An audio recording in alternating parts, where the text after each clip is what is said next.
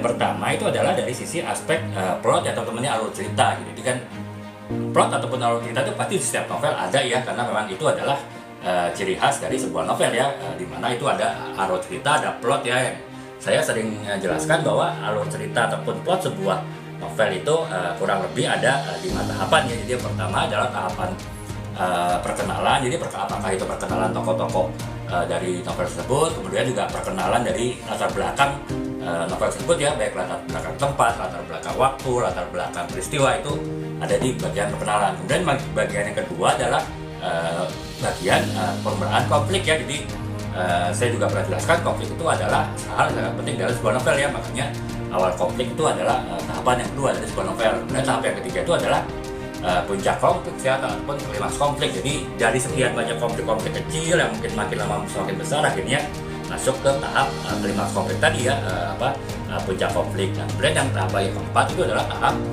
resolusi konflik ya, artinya konflik yang telah memuncak tadi kan tentu harus diselesaikan ya. Dan oleh sebab itu si tokoh-tokoh dari novel tadi, terutama tokoh utama itu mengambil inisiatif untuk menyelesaikan konflik yang terjadi itu di dalam tahapan resolusi konflik ya. Dan kemudian yang kelima itu tahap ending ya. Jadi apakah akan happy ending atau apakah sad ending, itu ada masuk ke bab kelima. Itu kurang lebih teman-teman ya, secara umum plot ataupun alur dari sebuah novel ya, novel dalam genre apapun, dalam tema apapun gitu. Nah, akan tetapi kalau untuk khusus novel yang bertemakan persaingan, kompetisi ya, persaingan kurang lebih, itu plotnya itu fokusnya adalah ceritanya pasti itu adalah mengenai kisah persaingan ya teman-teman ya. Jadi karena kompetisi itu kan ya intinya adalah persaingan dalam bentuk apapun. Jadi itu tadi 5 tahapan dari novel tadi itu isinya semuanya terkait dengan persaingan ya. Jadi kita tidak membahas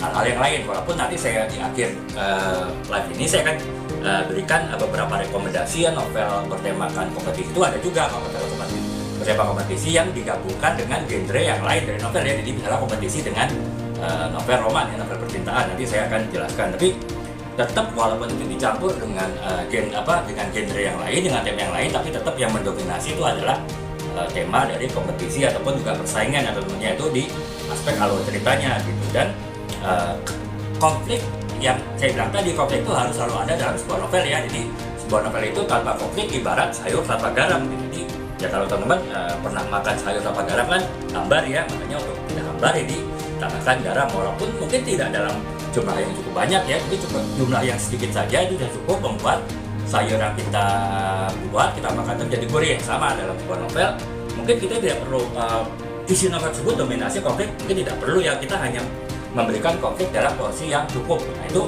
nggak masalah juga kan itu, tapi tetap dalam sebuah novel itu wajib ya ada konflik gitu. Kalau misalnya novel tanpa konflik ya itu sama aja dengan sayur tanpa garam ya. Jadi tentu tidak akan menarik ataupun tanda petik tidak akan gurih untuk dibaca gitu. Nah, jadi itu teman-teman ya, alur cerita dari sebuah novel yang bertemakan kompetisi itu pasti fokusnya kepada persaingan, dan persaingan itulah yang kemudian menimbulkan konflik ya, yang itu akan nanti dibahas sepanjang dari novel bertemakan kompetisi tadi. Itu yang pertama ya teman-teman ya, dari sisi plot ataupun dari sisi alur cerita novel yang bertemakan kompetisi gitu.